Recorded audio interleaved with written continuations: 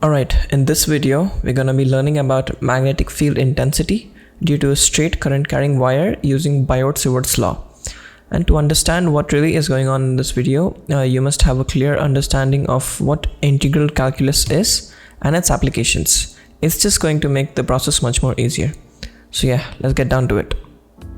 Okay, let's begin by understanding it with the help of a diagram and what each term means. Let this be a wire with a current I running through it, and we have to find the intensity of the magnetic field at point P, which is at a perpendicular distance A from the wire. And let us join the two ends of the wire with the point P over here. Now let this angle over here be phi 1 and this angle over here be phi 2. Now because phi 1 is in the anti-clockwise direction, so it has to have a negative value. So this would be minus phi 1 and this will be just phi 2. BIOT SAVART law tells us how to find the magnetic field intensity due to a current element which is really small. We know that this wire over here is composed of a bunch of current elements. So we integrate all of the current elements to find the net magnetic field on this point P over here. So what we do is we consider a current element over here at a distance of L from the perpendicular distance, and let the length of this current element is dl, and let the current element dl make an angle of phi from the point P.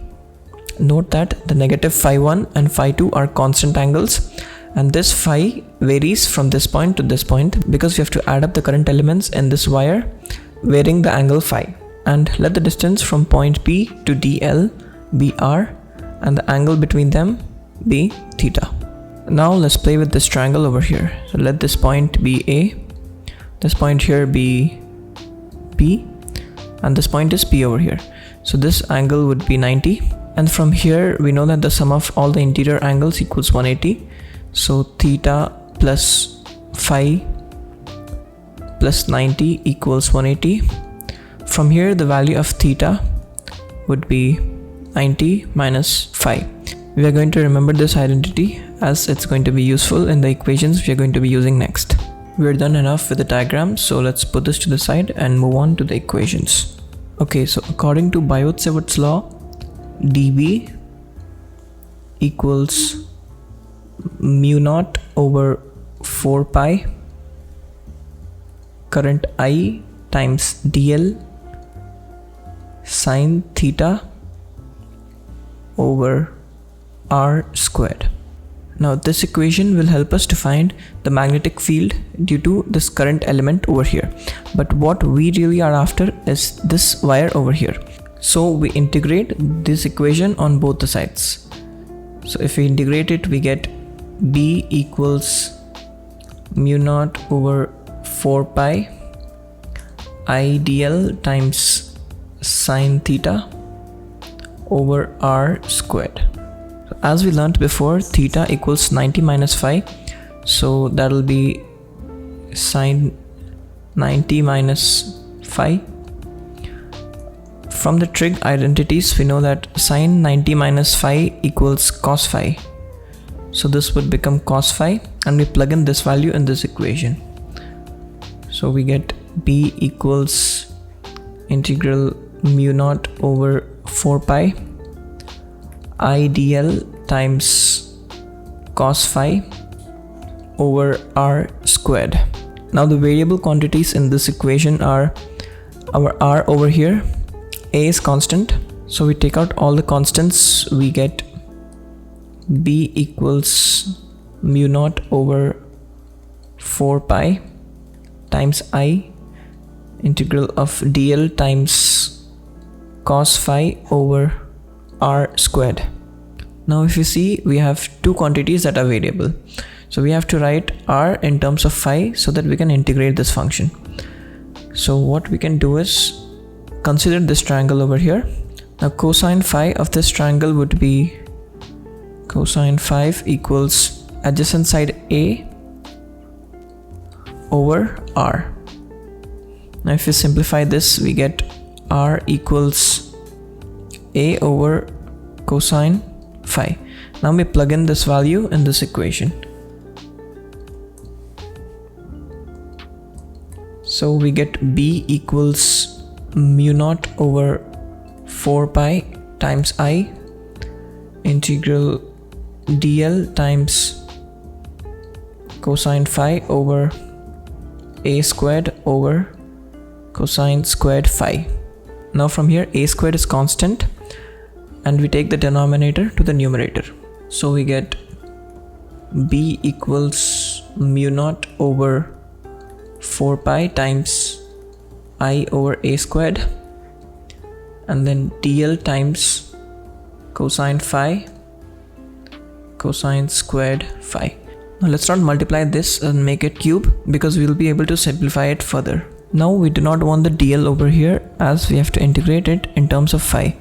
So the tangent of this triangle over here would be tangent phi equals opposite side L over the adjacent side A.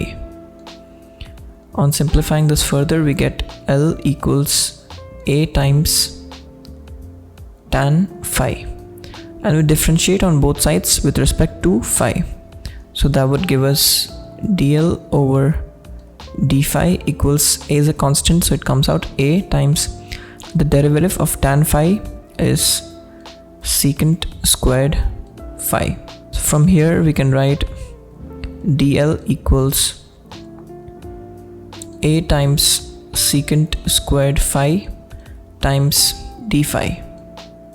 Now we plug in this equation and that would give us b equals mu naught over 4 pi times I over a squared integration of cosine 5 times cos squared phi and dl equals A secant squared phi times d phi. So A secant squared phi times d phi. Now on further simplification of this we would get b equals mu naught over 4 pi times I over a squared. See that the a is constant here, so we take the a out. A integration of cosine phi. Now cosine squared phi equals 1 over secant squared phi. It's an identity from trigonometry. So write it in terms of secant squared phi. That would give us 1 over secant squared phi times secant squared phi times d phi. The secant squared phi and the secant squared phi cancels out and we are left with here one more term cancels out, that is a and a squared. That would be b equals mu naught over 4 pi times I over a integration of cosine phi times d phi. Now the limits for this integration is negative phi 1 and phi 2. So we have to integrate it from negative phi 1 to phi 2. From here we can write b equals mu naught over 4 pi times I over a. The integration of cosine phi is sin phi. So that would be sin phi from minus phi 1 to phi 2. So that would give us b equals mu naught over 4 pi times I over a. Sin the upper limit phi 2 minus sin the lower limit, which is minus phi 1. So from here we would get b equals mu naught over 4 pi times I over a sin phi 2. Now sine of minus theta would be minus sine theta.